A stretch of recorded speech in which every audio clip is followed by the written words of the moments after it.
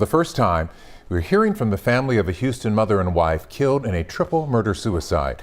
Police say Matthew Mitchell murdered his wife, T, and their 2 young children before killing himself. The family says they want T to be remembered by her maiden name, Mai.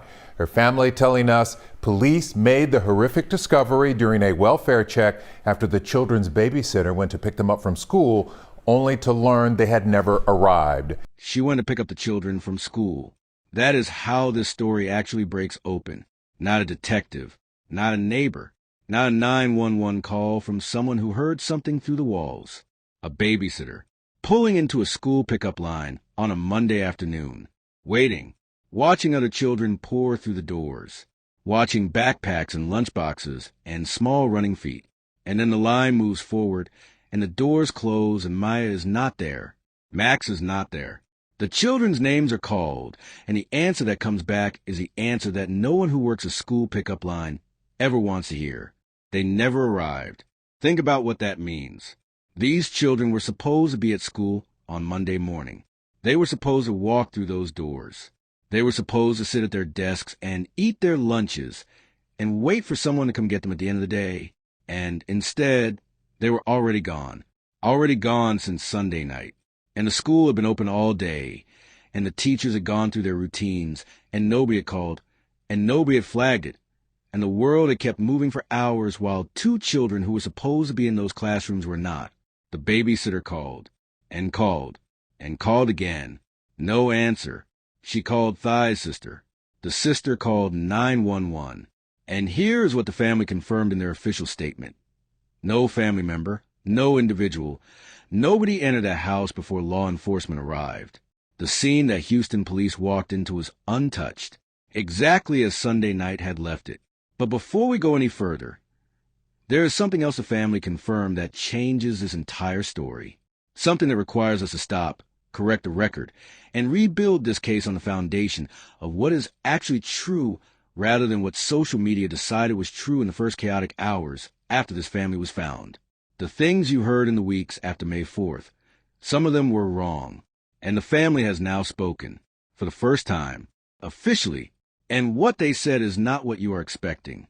Because one of the biggest details circulating across every platform, every comment section, every true crime discussion, a detail that shaped the narrative of this case in the minds of millions of people, has been officially and completely corrected.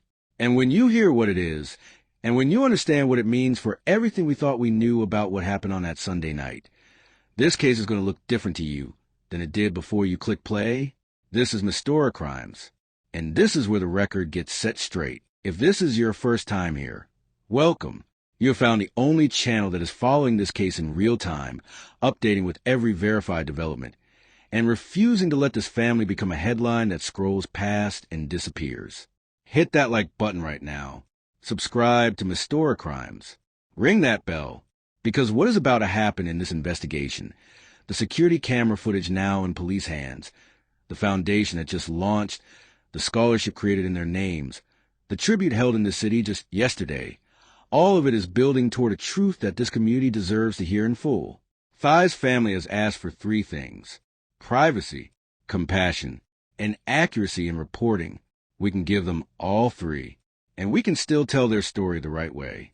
Because accuracy is not the enemy of truth. Accuracy is how you find it. Now, let's get into everything the family just told the world. She was not pregnant. Let me say that again, clearly, completely, and without qualification. Thy Mai was not pregnant at the time of her death. This has now been officially confirmed by her family in their first and only public statement since May 4th. The statement was released through an account belonging to Thy Mai, Thai's father, and it addresses this detail with language that leaves no room for interpretation. Quote, "The family would like to clarify that reports stating Thy Mai was pregnant are false. No law enforcement official has made such a statement, and no such information appears in the autopsy report." End quote. Not pregnant.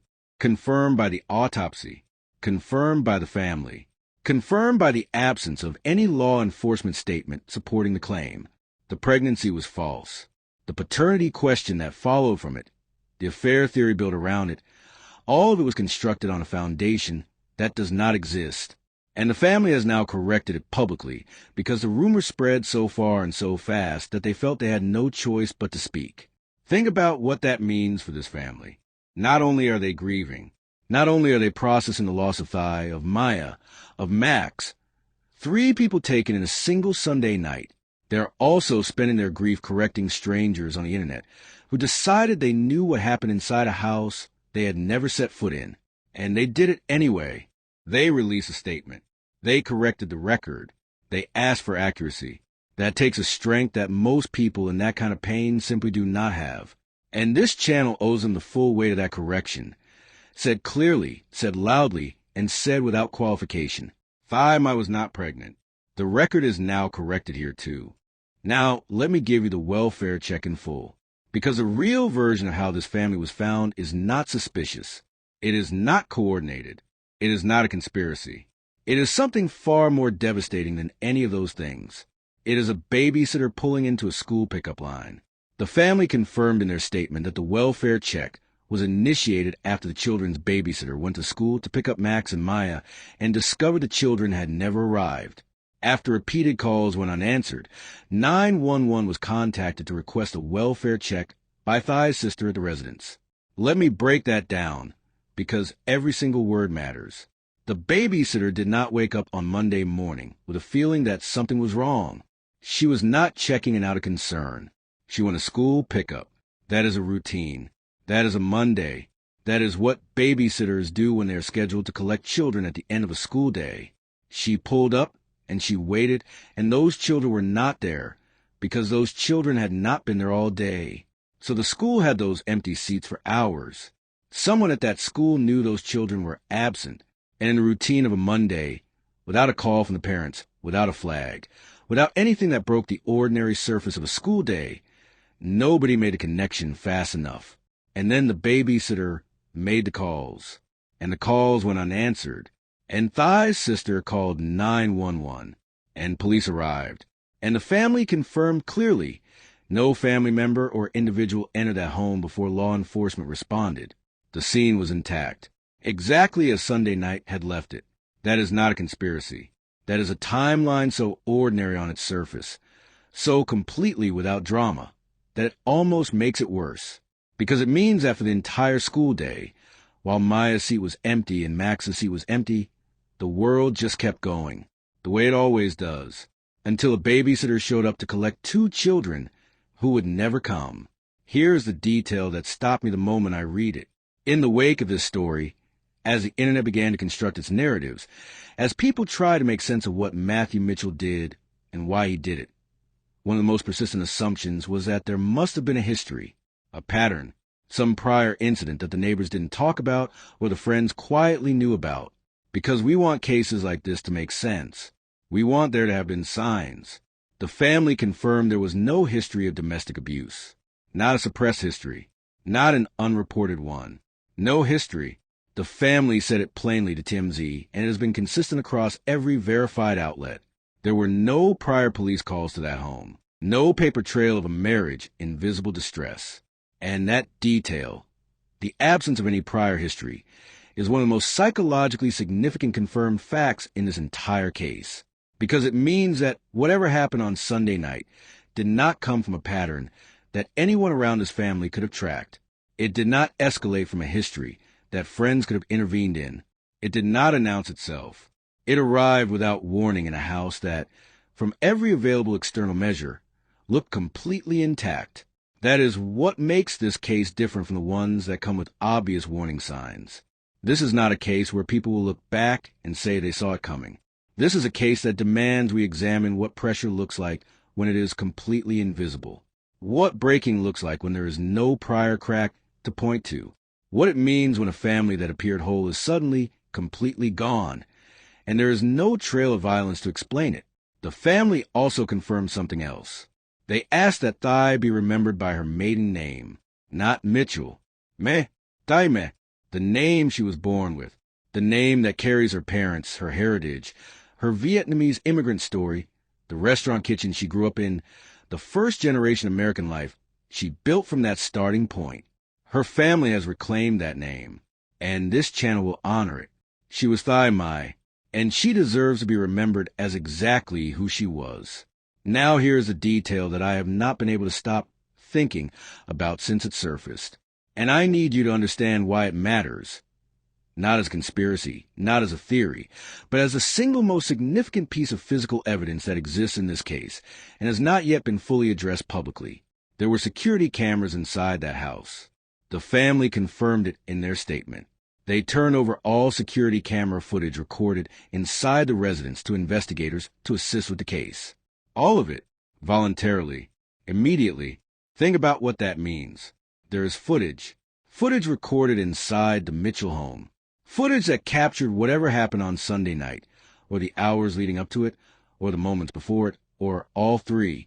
Footage that investigators now have in their possession and are reviewing as part of an active investigation. This is the first time in this entire case that a piece of physical evidence has been publicly confirmed that could actually show us something about what happened inside that house. Not circumstantially, not analytically, visually, on camera, inside the walls of the home where 4 people died. And here's the question that camera footage will eventually answer, or fail to answer. Was there anyone else in that house? Was there a point of entry that the initial scene assessment missed? Was there a sequence of events that does not match the official timeline? Or does the footage confirm, completely and without ambiguity, that what happened on Sunday night was exactly what police said it was? We do not know yet what that footage shows. Investigators have it. The case is described as ongoing. No additional public statements have been made about the footage's contents, and the family asks specifically for accuracy, privacy, and compassion as the investigation continues. But the footage exists, and whatever it shows, it is now in the hands of the people whose job it is to find the truth. And in a case where the official conclusion was reached quickly, in a case where the motive has still not been publicly released, the existence of interior security camera footage is the most important development this case has seen since May 4th. On Sunday, May 24th, Houston gathered at the Wortham Theater. From 10 in the morning until past noon, the city came to pay tribute, and then a reception that ran until 2:30 in the afternoon. A room full of people who had eaten at Traveler's Table, who had followed Thai's Instagram, who had worked alongside her, who had sat in her restaurant at that board meeting just days before she died, who had been shaped in some way, large or small, direct or distant, by the presence of Thy Mai in this city. The family asked attendees to donate to the Thy Mai Foundation in lieu of flowers. And here's what the Thy Mai Foundation is. Not a memorial in the traditional sense. Not a scholarship fund attached to a name and left to collect interest. The Thy Mai Foundation was created, and I am going to use the Foundation's own words here because they're the most powerful words that have come out of this case, to turn grief into action, to fund programs, advocate for legislation, and build the community resources that keep women and children safe. Read that again. Keep women and children safe. This family, this father who lost his daughter, this community that lost its brightest star, looked at what happened on Kingston Street, and instead of turning away, they built something. They decided that the grief they could not escape would have to become something the world could use. That Thai's death and Maya's death and Max's death would not become a statistic. That they would become a foundation, a scholarship, a legislative push, a resource for women and children who are living inside the kind of silence that this family never knew existed in their own home. The Foundation's description says it carries Thai's spirit forward. Fierce, protective, unwilling to look away. Those 3 words. Fierce, protective, unwilling to look away. If you watched any of Thai's videos, if you heard any of her colleagues describe her, if you have followed the story from part 1, you know that those 3 words are exactly right. That is who she was. And her family is making sure that is who she continues to be in every program funded, and every piece of legislation pushed, and every woman and child reached by what is built to her name. The Texas Restaurant Foundation and the Greater Houston chapter of the Texas Restaurant Association established the Thy Mai, Maya, and Max Memorial Hospitality Scholarship. Say those 3 names together.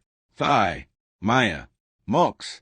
A scholarship that carries all 3 of them into the future, into culinary arts programs, into restaurant management degrees, into the next generation of people who will walk into a kitchen or a dining room or a hotel lobby and build something the way Thai built something. from scratch, with intention, with the kind of warmth that makes strangers feel like they are somewhere they belong. The scholarship supports Texas students pursuing culinary arts, restaurant and hospitality management, food service operations, or hospitality leadership and entrepreneurship. The exact fields that Thy Mai mastered. The exact path she walked from a restaurant kitchen in Clear Lake, Houston, to a nationally recognized dining room in Montrose, to a board seat in the Texas Restaurant Association. Emily Williams Knight, president and CEO of the Texas Restaurant Association, said something about Thy that I want to give you directly. She said, Thy defined what it means to truly care for people. She led with generosity, lifted others up, and made everyone feel seen and valued. Made everyone feel seen and valued.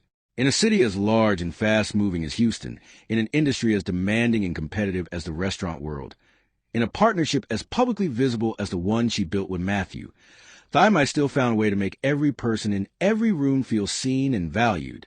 That is not a skill. That is a character. That is someone who understood, from the time she was a child watching her parents welcome strangers into their restaurant, that the point of building something is to make people feel like they belong inside it. And now a scholarship carries that forward, into classrooms, into kitchens, into futures that will be shaped by her name without ever having met her. That is legacy. That is what it looks like when a life refuses to end the moment it is taken. Foreign fare is paused, not closed, paused. The family was deliberate about that word, and it matters. In their statement, they said that foreign fare will temporarily pause operations as the family focuses on funeral arrangements and time to grieve, and that operations will resume at a later date in honor of Thy Mai and the passion she poured into it. The passion she poured into it. That phrase carries the entire weight of what foreign fare was. Not a side project, not a brand extension. A clothing line built by a woman who traveled the world and wanted other women to travel it too, comfortably, stylishly, and with the confidence of someone who knows exactly where she belongs even when she is somewhere new. Thy built foreign fare the same way she built everything, from a deeply personal vision of what the world could look like for a woman always on her own journey. And the restaurants stay open. Traveler's table, traveler's cart, the spaces that Thy and Matthew built together, the dining rooms that Guy Fieri walked through, the kitchens that beat Bobby Flair on national television, the tables that seated 50 colleagues at a board meeting days before everything ended.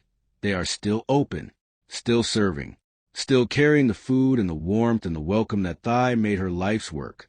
There is something both beautiful and heartbreaking about that. The idea that you can walk into Traveler's Table right now in Houston and sit down and eat a meal that exists because of Thy Mai, because of her childhood in her parents' restaurant kitchen, because of her vision, because of everything she built. And she is not there. She will never be there again. But what she built is still there, still feeding people, still making them feel like they belong. That is not a small thing. That is a woman whose impact on a city refused to disappear even when she was taken from it. The investigation is ongoing. That is the last thing the family statement said on the subject of what happened in that house. We respectfully ask for privacy, compassion, and accuracy in reporting as the investigation continues. As the investigation continues. Those 4 words are doing a significant amount of work because they confirm something that the initial police framing, murder-suicide, suspect identified, case effectively closed, did not leave much room for. The investigation is not over. Whatever Houston police are doing with the security camera footage from inside that residence, whatever forensic work is still being completed, whatever questions remain open in the official record, the family statement treats this as ongoing, and this channel will treat it the same way. We do not know what is on that footage. We do not know what the full forensic picture looks like. We do not know whether the security cameras captured something that confirms the official conclusion or something that raises new questions about it. We do not know what motive, if any, investigators have identified. We do not know what Matthew Mitchell's medical history looks like. We do not know what his financial picture looked like beneath the surface of the restaurant's public success. What we know is this. A family has spoken. They corrected the record with courage and clarity. They launched a foundation to protect women and children in Thay's name. They established a scholarship so that future generations can walk the path she walked. They turned over security camera footage to assist an investigation.